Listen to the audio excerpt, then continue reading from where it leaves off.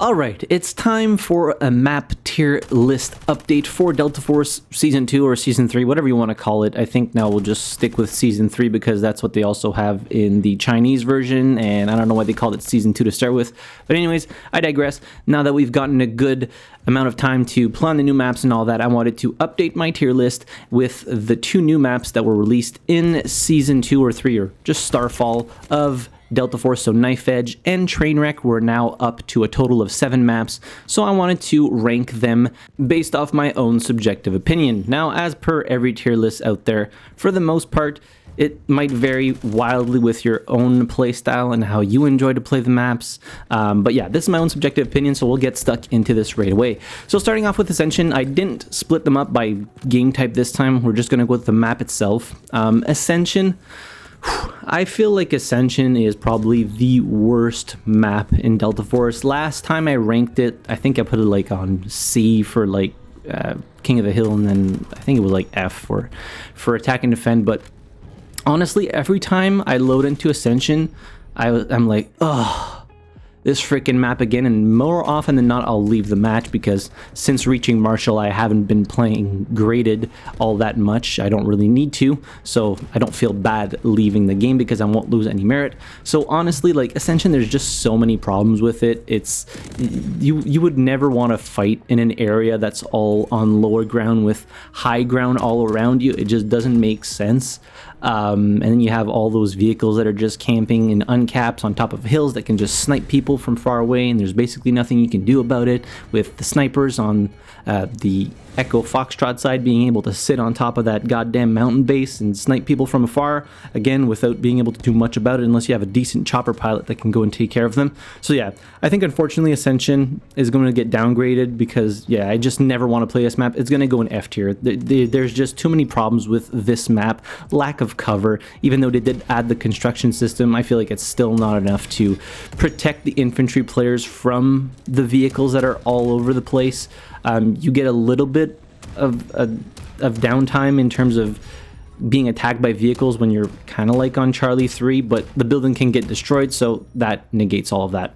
Moving on to Cracked. Now, Cracked is one of my more enjoyable maps, or one of my favorite maps in Delta Force. It does have its issues. Now, don't get me wrong, it's not a perfect map by any stretch, but it is very good because you get those nice little pockets of infantry in which vehicles have very little to do. Like Bravo, it's very difficult to actually get vehicles on Bravo, albeit maybe on the side where the road is actually there and you can still cap from that side. You might get harassed a little bit, but like Charlie 2, you get nice pockets of infantry gameplay right there. Even Alpha 2 and Alpha 1, vehicles tend to stay away from there because you have the king point of vehicle gameplay, which is Delta, and all the vehicles kind of flock to there. So overall, Cracked feels very, very good in terms of balance.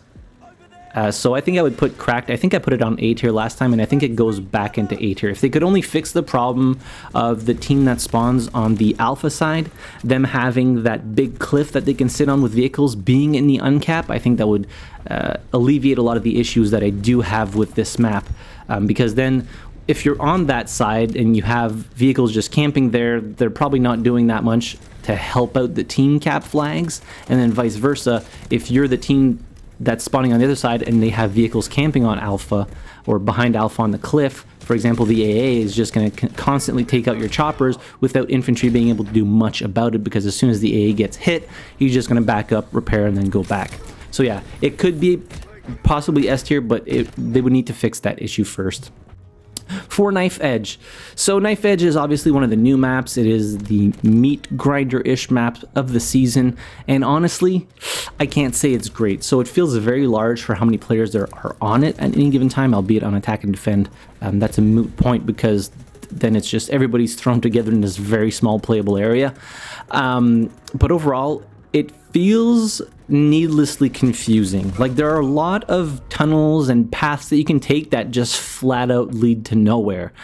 In one of the sectors close to Echo Delta, again, this map is super confusing. I've played it so much and I still sometimes get confused as to where I'm actually going. Even with the mini map being able to, like, visually see where the tunnels lead to, sometimes I still get confused, albeit I guess I am getting a little bit older, but I digress. There's like just a section of like wood, like plywood, held up by like 2x4s. It's just an empty room. There's nothing there. There's no other doors. There's just that one room that nobody would ever use to do anything in because it's a little bit off the beaten path. So it's just like, why is this even here? And then you get this weird mesh of like, oh, some flags are on the lower levels, some flags are on the higher levels, but you can only get to them by using very specific routes. You have also like the all the up top section that's outside that, I don't know, it feels a little bare. Very few people use it. It's mostly held indoors. You can get some pretty decent flanks off, but yeah, overall Knife Edge I think is a little bit of a missed opportunity here to make something good. And they just said, you know what, fuck it, just put lanes everywhere and make it vary per level. And yeah, it's just a jumbled mess. I would probably put this at C tier. I don't think I can put it much higher than that. You can get some pretty good plays on here if you start to learn a little bit, especially the outside with the stairs going up and down the zip lines. You can very easily confuse your enemies as to where you are if you're going quite fast and then jumping back off the railings and then down on the lower platforms. But yeah, overall Knife Edge is kind of a miss. Shafted. So last time I put Shafted on S tier specifically for King of the Hill, and then I think I put it on F tier for Attack and Defend, but we're just going to rate it as a whole for this one. So again, they added the construction system, which arguably is a positive for a lot of the maps because it allows you to build cover, you know, in predefined locations on the map. So what they did with Shafted, they did update the map and add extra lanes and extra hallways that you can take to go to all these different flags. So they really opened up the map so it's not so much of a choke pointy map where you're just, you know, you can't push past certain areas. And considering there's 2 flags on the other side, it can often go into a standstill. So it's nice, they added all these paths. But then they added the ability to construct reinforcements, so like sandbag walls at the end of those tunnels. And if you're playing something like a medic that doesn't have any explosive capabilities, or you're playing, I don't know, Seneva with no rocket, you can actually get completely boxed into a tunnel if somebody builds the wall on the other side, and there's literally nothing you can do about it. So they opened up the map only to then add the ability to construct walls on those tunnels that then block off those paths. So we're back to square one where it's choke pointy again and you have to just bang your head against the wall to get past a specific point, unless you're playing a class that can use explosives. But then again, even teammates that have explosives more often than not just won't destroy the walls, so those paths just stay blocked off. So yeah, a very weird decision to open up the map only to then add that construction mechanism in here. Honestly, Shafted, I don't think it needs the construction system at all. I think it would be far better if it didn't have it. So yeah, unfortunately, I think Shafted is going to go in B tier. I still have a ton of fun playing Shafted, but it just feels counterintuitive how they did this map and updated it with the construction system. So moving on to Threshold, this map didn't see many changes, but they did add a few AA guns on either side of the map. So one's on A2 and then one's on E2, so at least giving the teams on either side a little bit more of a capability to deal with helicopters. But you still have that choke point on Charlie that they didn't do anything to change. There's no extra paths that you can take to get to the other side of the map, so if you don't have a helicopter pilot that is willing to go past the enemy lines and drop you off on Alpha, or if you're playing on the other side, drop you off on Echo, you're always going to be at that standstill on Charlie, which is pointless. You're just going to, again, bang your head against the wall. I feel like this is like a recurring theme in a lot of the maps, where as soon as there's a building or something, they create a choke point. They want to like force combat, but it just doesn't make it fun because for the most part, you can't get any flanks off. As Charlie, there's very little wiggle room, and more often than not, players are going to be scattered all around Charlie, blocking off most of the paths. Now you might have these little situations where there's like, oh, there's only the one guy, you know, guarding the left-hand tunnel when you're coming down from Delta side, and then you can push past and go to Bravo, but they're few and far between. So unfortunately, I think Threshold will stay on Charlie. I do get some really good plays on here sometimes, but again, they really need to fix that choke point problem on Charlie, and I think it would make the map way better. So yeah, unfortunately, I think it's gonna have to go down on C tier with Knife Edge. Moving on to Trainwreck. So this is the second map that was added in this season of Delta Force. So obviously this is the map that has the vehicles, and boy are there a lot of vehicles on Trainwreck. Now the map itself is actually, I think, built a little bit better than like Ascension. It feels like it's complete polar opposite of Ascension, where you have a giant mountain on where Delta flag is, and then the rest of the map. So most of the fighting is not in like this big bowl-like kill zone. You have vehicles that need to go from low ground in their spawns up to high ground on Delta. So I think it's a much better map than Ascension. It does have its issues. There are certain flags that are just weirdly placed. But you do get those nice pockets of infantry gameplay that are unhindered completely by vehicles. I do like fighting on Delta with vehicles. It's a lot of fun with all those mountains, especially with the tank destroyer, or the wheeled tank destroyer, yeah. Really fun to use, but there might be just a little bit too many vehicles for how many players can be on that map. So for 64 players, I think both sides get like 2 tanks, an AA, an IFV, 2 helicopters, 2 tank destroyers, and then like a slew of just transport vehicles like the assault vehicle. And are there quads on this map? I think there are also quads. So yeah, a lot of vehicles. I get why there's so many vehicles, because the map is quite vast and it would take you a little bit of time to get from any point, or at least from your uncapped to any point. So yeah, Trainwreck, do have a lot of fun on it. It does have its issues, but I think I would put it on the same tier as maybe Shafted, maybe on B tier. I think it's a pretty solid map. A lot of fun to fight on certain of these flags. A lot of unused territory though that, you know, there's not much cover in, especially around like the Bravo area. It's like more, is it south, or I think it's north.